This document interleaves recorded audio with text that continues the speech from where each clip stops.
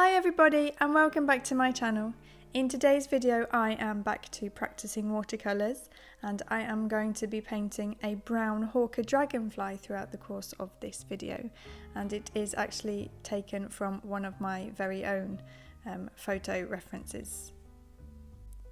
Up until now I've been getting quite frustrated with trying to learn watercolours, and I think it's partly because of how difficult it seems to be able to get clean, crisp lines with watercolours. I know there's lots of ways you can use watercolours, and that many people use them very fluidly and other people use them very controlled.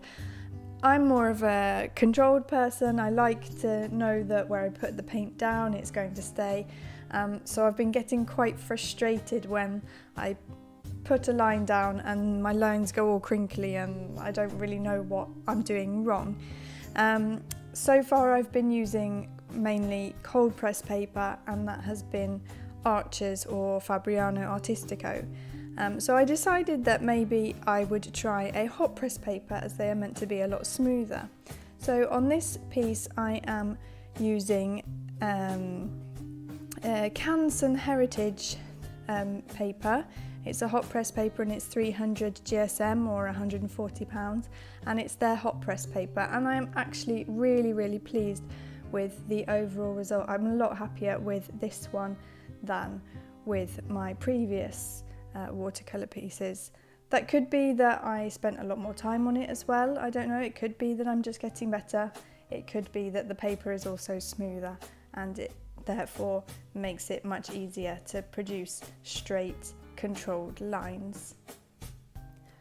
I was a little bit worried that the paint would dry too fast on this paper, as I've heard that that can be one of the downsides of hot press paper, but I actually didn't have any issues with that at all. Not like the Fabriano Artistico cold press, which dries ridiculously fast. So yeah, I didn't have any problem at all doing the washes at the end, and yeah, I was just really pleased with it. I felt like I had a lot more control over the paint on this paper, and I was much happier with the outcome. So needless to say, I am going to be putting hot press paper on my shopping list and giving it a try again. Hopefully I'll have more success than with cold press, or maybe I can use them for different things. I can use cold press for when I want to do looser, maybe landscapes and backgrounds and wet on wet, and then for when I want to do much more controlled work I can use the hot press paper.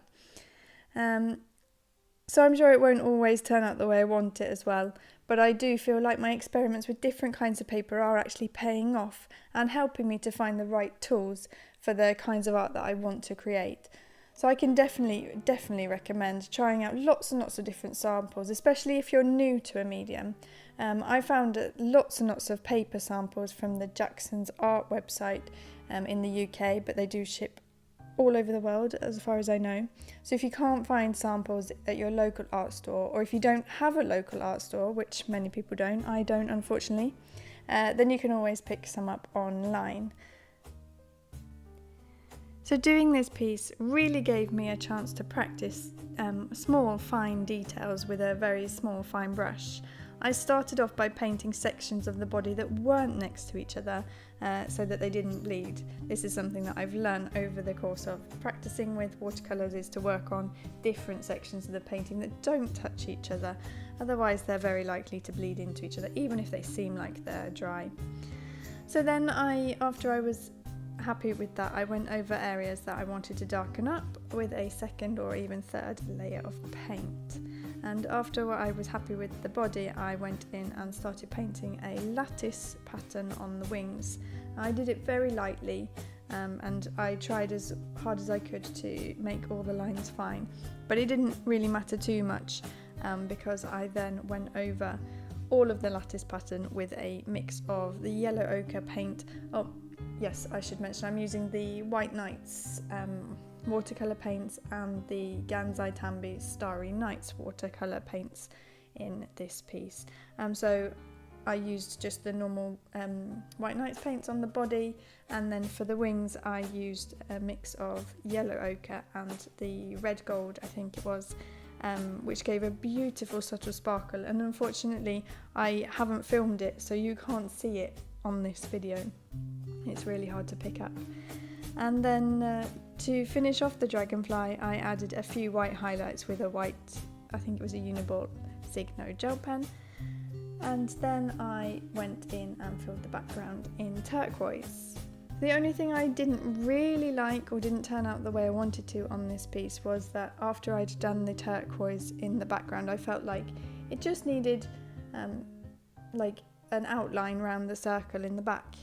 And I went in with a metallic promarker, and although I used the same mug as a template that I used for the background to begin with, it obviously wasn't quite circular and didn't quite line up in some places so that the background sticks out. I did think it was probably something that I'd be able to go in and edit in Photoshop later on if I decided I wanted to do something more with this piece.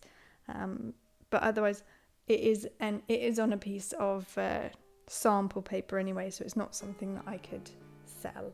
So anyway, it's all good practice, and I definitely feel like I have improved with this piece if you compare it to some of my earlier pieces.